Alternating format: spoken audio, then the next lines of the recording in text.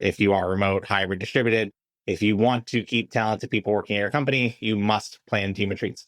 It is unavoidable for 99% of companies. Welcome to the People Managing People podcast. We're on a mission to build a better world of work and to help you create happy, healthy, and productive workplaces. I'm your host, David Rice.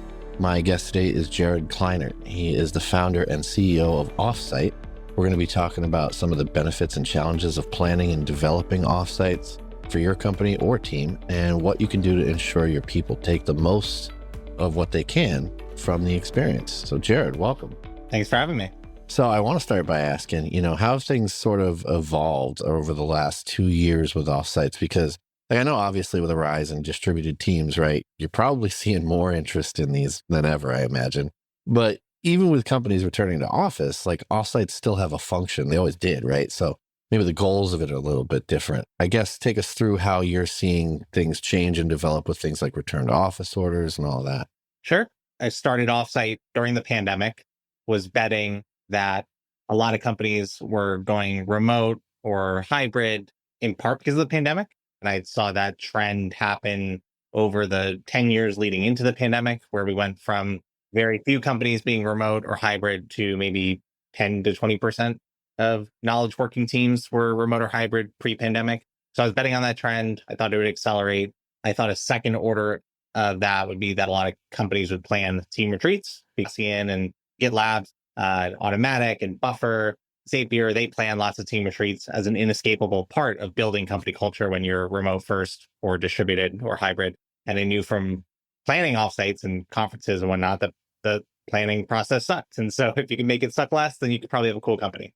While we did start during the pandemic, we started taking our first clients on probably when Omicron was coming in and out and that wave. And then, companies were very excited to have offsites. So there was an initial burst in the right direction. And then tech got hit really hard with sort of a tech recession 2-3 years before a possible macroeconomic recession that we're possibly experiencing now or may experience sometime in the next 6 to 12 months or 24 months. And so at least in our customer base, there was a retraction of offsites, but then people were determining if offsites were a nice to have for their company or a must have. And slowly it turned into this must have, where if you are remote, hybrid, distributed, if you want to keep talented people working at your company, you must plan team retreats. It is unavoidable for 99% of companies. And so then I would say there's been much more offsites, and then it turned into more traditional companies adopting offsites as well. Certainly there's been slight pullbacks with return to office, but I find that that's mostly Fortune 500s and larger companies. And it is scary headlines that may or may not reflect like the trend at the end of the day. And so I still see tailwinds that are saying that there's going to be more remote, hybrid, distributed work in the next 2, 5, 10 years. But there's certainly going to be drawbacks here and there. And this is also in an employer's market, what happens when it switches back to being an employee's market or a talent market and the economy opens up again, loosens up again, which could be 2 years from now, 5 years from now, who knows, but it will get better at some point. And then what happens when large companies get out of their expensive leases? Are they going to keep those leases, or are they going to shrink their office space? And is that going to make for more distributed work and remote and hybrid? I don't know. I'm just betting on the remote work trend personally. I don't know about you. Yeah, I know. I think it's just the way the world's going to go. And it's not because truthfully, I don't even think it's going to be because it's what talent wants. I think it's just going to be the thing that makes the most sense if we're honest. Especially like you said, if you're not a Fortune 5 company and you can't have a skyscraper, you know what I mean? It's one thing when you're a massive company with 50,000 employees and you can afford to have an entire building in a downtown somewhere.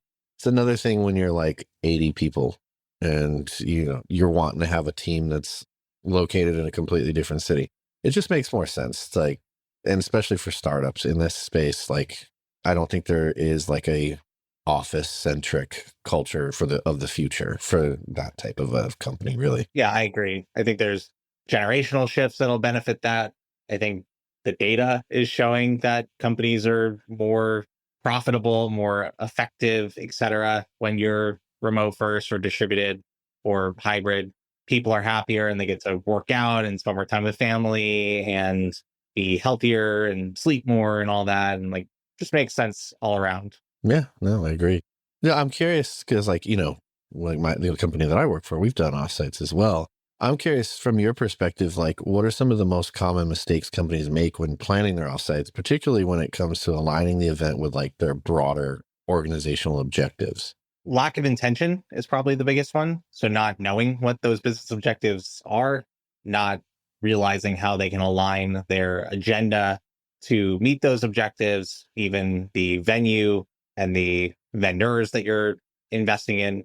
An offsite should be to accomplish something for your business, whether that is strategic planning for the upcoming quarter or year, whether it's a sales kickoff or go to market kickoff to like get your year started off in an energetic way, whether it's a customer conference that is for marketing and business development. There should be a reason for gathering people for 2, 3, 5 days in person, investing all that money, and really investing everyone's time. That's sort of the biggest thing you're investing. You're also putting your reputation as an employer on the line. Hopefully, you are increasing employee engagement, retention, and alignment as a result of doing a good offsite. But there's always the risk that it goes poorly and that leaves a bad taste in people's mouth. And so I would say you should have a really good reason for planning an offsite. And the good news, there's a lot of good reasons, but you should make sure that whatever the reason is for your team for that time of year, that it's well thought out and it is reflected in where you go, what you do. Are you doing things in person that can only be done in person and can't be done on Zoom? Those sort of things. Absolutely. When I think about like, because these things can be pretty expensive at times, right? So if you're a leader in, say, HR or people operations, you're kind of looking at ROI on offsites and how are you going to communicate that out to other senior leaders, right? What advice do you have for gaining buy-in around it and communicating the sort of strategic value of the event?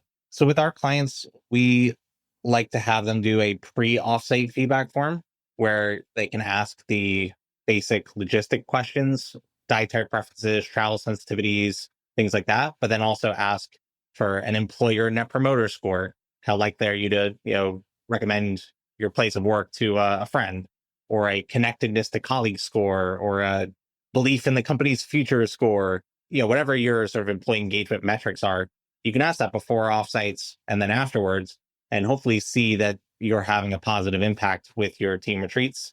You can ask more open-ended questions like, what do you want to accomplish as a result of attending this offsite? And then ask like, what do you think we accomplished, from the offsite? And so that's one of the best tools that we find an HR leader or a people ops leader can develop when planning an offsite. And it makes future years a lot easier to justify.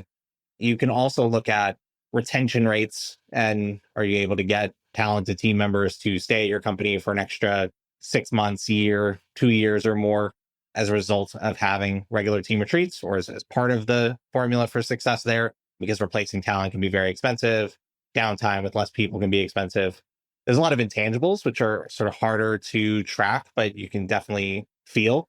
And that would be seeing increased trust as a result of team retreats and making friends at work, basically. You could see so the activity levels pick up in Slack.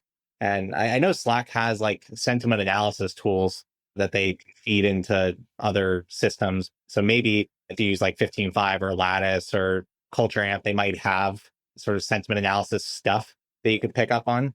But yeah, you can definitely just feel that before and after an offsite. And hopefully it's better for weeks and months afterwards. They can reflect back on a great offsite, and that could be sort of a relic of company culture and success. And then other tangibles could be, are there great initiatives that come out of an offsite, like a good marketing idea or business development idea, or was there a product or engineering idea that came out of a team retreat?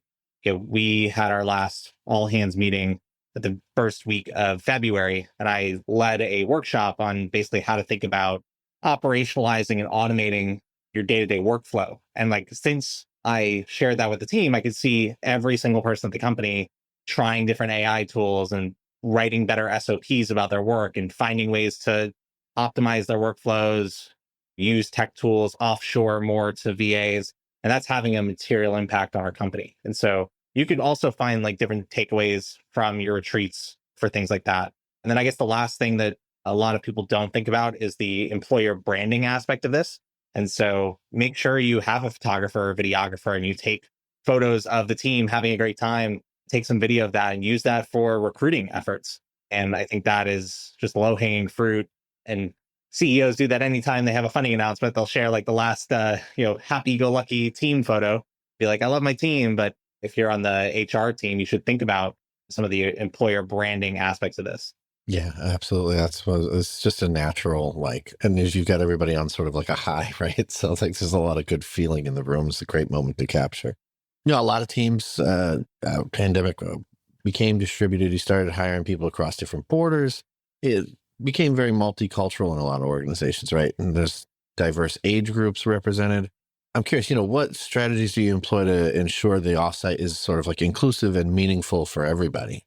For us, again, that pre-offsite feedback form allows us to get a sense of what people are into and not into, what needs they have, don't have. So we can take care of the food that we're serving. Someone on our team is like scared of heights. And so we've learned that and made sure they always have access to a ground floor room whenever we go to offsites. You also have to think about, are people leaving their families and do they have access to childcare and pet care and sort of making plans for that in advance. We do all hands meetings twice a year at Offsite. And then one out of those two times we bring significant others with us or allow for people to bring their significant other. And that's been a really cool addition to what we do. So you can kind of see like a different side of someone if you want to create that culture at your company, which we do and we enjoy. And so that's added a new wrinkle and like allowed people to bring their families if needed. And then you could ask questions related to the activities you might plan, like how open are you to something that's active versus something that's more relaxed? If you have a wide range of answers to that, you can have optional activities during, a half day where group one can do this, group two can do that, group three can do the third thing. And just giving people permission to participate at varying levels, but also encouraging them to lean into whatever you're doing. And so a lot of sessions that we'll run are personal in nature and desiring to create more deep, meaningful connections with everyone in the room. And that sometimes includes like journaling prompts or opportunities to like be vulnerable and share more about your life and what you're going through and or what you've gone through in the past. And so as a leader, I will typically lead those sessions and be super honest and transparent, and that can set the tone. But there's also permission to only go on the shallow end of the pool if you're not comfortable, but then also like invite people to go deeper if they want. And so, yeah, I mean, at the larger and larger the offsite gets, like the less and less you can personalize it. But I think being mindful of as many logistics as possible, catering your activities to your unique company culture, those are some good ideas. And you could even like save money when you're doing that. We've had a couple clients do like talent shows as part of their like evening plans and allow people to showcase what they do for fun. There's some great musicians or people with cool hobbies on your team, and they can enroll everyone else in getting to know them better that way. Yeah, that's awesome. Before you had mentioned, you kind of do like a survey before and a survey after, and you can kind of see if you're moving in the right direction. I think that's obviously very impactful and telling of the sort of the success of your event. But I'm curious, are there some long-term indicators that you've kind of identified with clients like that suggest the offsites that you're doing are really like having a broader, maybe like transformative effect? Yeah, I think it would go back to kind of seeing those results compound over time and seeing the different ideas compound over time as well. You also are just building relationships with other humans at an increasingly deeper, increasingly more meaningful level.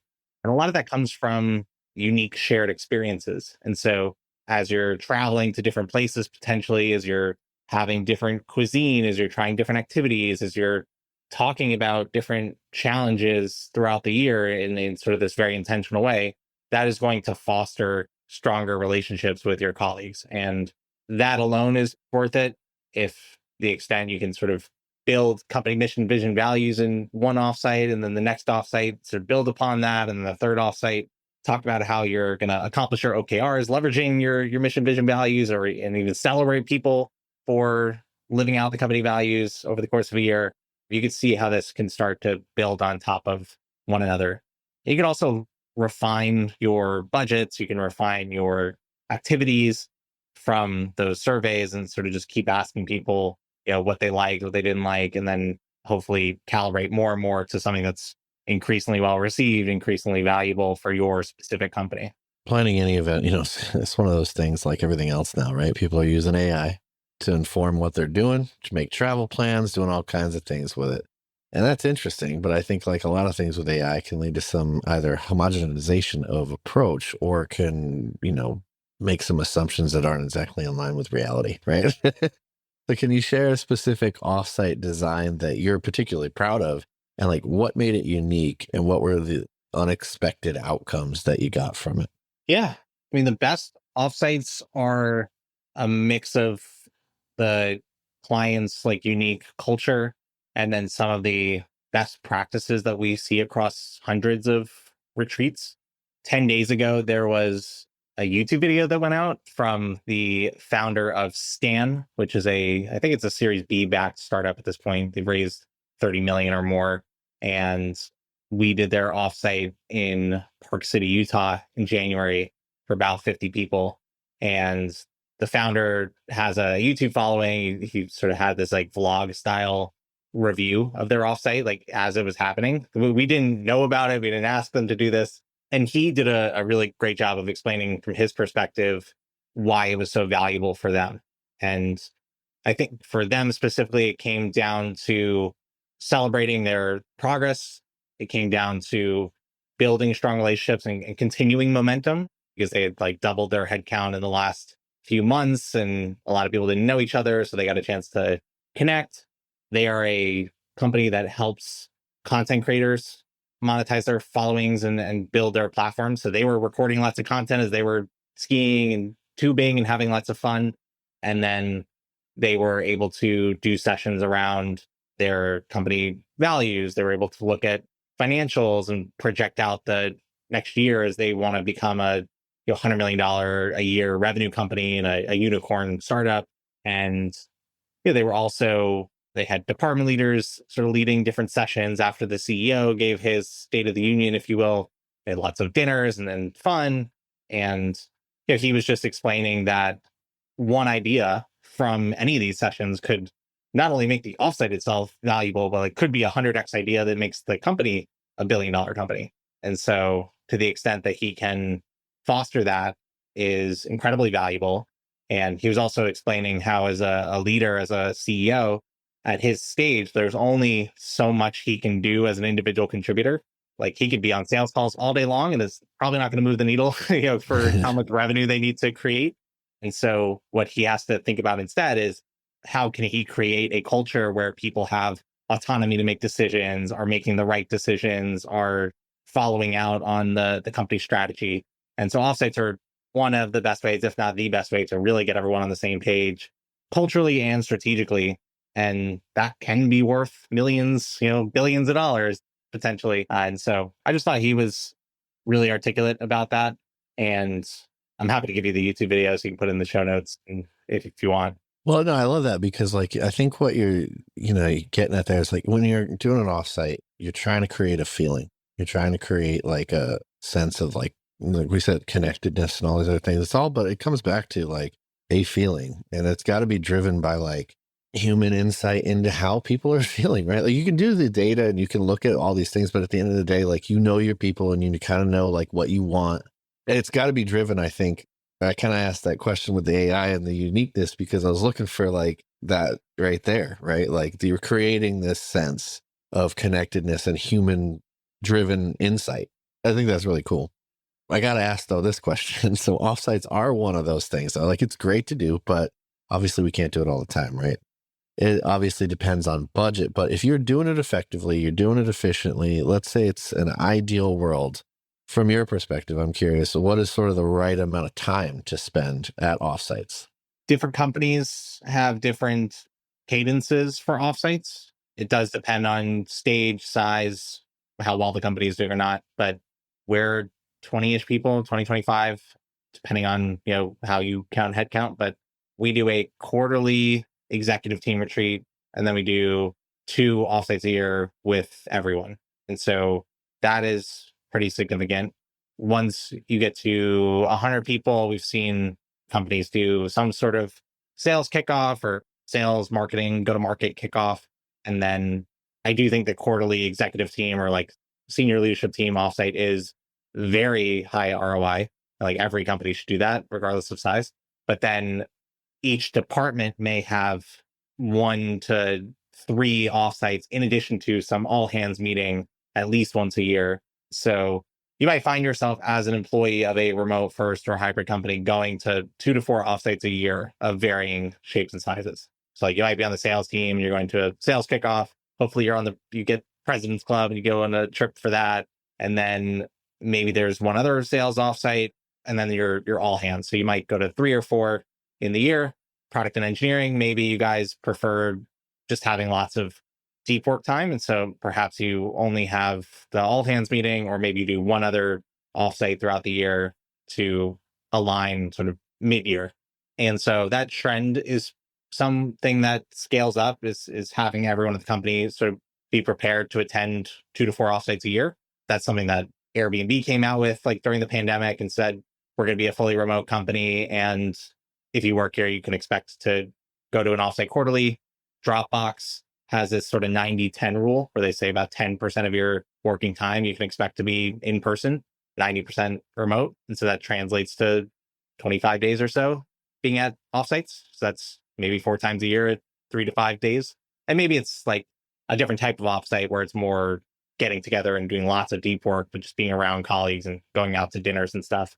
But again, every organization is going to have different things, especially if the more distributed you are, it might be harder to get everyone together. But still worth it at least once a year for your all hands, and then hopefully another 1 to 3 times per person. Interesting. All right. Well, before we go, I want to give you a chance to, kind of tell people where they can find you. I always like to give our guests a chance to, tell people where they can connect with you. Sorry, find out more about what you're doing. You can go to offsite.com, make a free account. It works like Airbnb, where you can search through thousands of curated offsite venues or vendors for like photographers, videographers, swag providers, travel providers, so on and so forth. Book directly with them and save lots of money and lots of time. We also do end-to-end offsite planning as a service, and we've done that for hundreds of companies all over the world. You can email me, jared@offsite.com, anytime, and happy to give you a discount if you mention the show. And yeah, reach out with any questions. Happy to help. The second thing is, we have a tradition here on the podcast. I always like to give my guests a chance to ask me a question. So I'll turn it over to you. Ask me anything you want. Aliens. Do you think they're real or not real? Oh, I love it. Everybody always asks the question like tied to the thing. I love this. It's a really great question. Yes, I do. But I think it's probably not like what we think. Like, what do we define as an alien? I'll bet you there's like a bacteria on another planet that's like communal or something, Do you think there's another like human-esque creature? I don't know about the galaxy? That. Maybe, I don't know. I don't think so. I kind of feel like, maybe in a completely different galaxy, because who knows what's out there, right? But in this one, no. Like, I think it was probably not going to look like us or behave like us, or at least I hope. No, I'm just kidding. But no, that's a good question. I definitely think there's some other sentient form of life out there, I'm sure. Nice. All right. Well, thanks for coming on the show today. I really appreciate you giving us a little bit of your time. Yeah. Thanks for your time. Appreciate it. All right, listeners, if you haven't done so already, make sure that you go on over to peoplemanagingpeople.com/subscribe. Get signed up for the newsletter. You get all this stuff straight to your inbox. And until next time, start planning that offsite. Don't invite the aliens.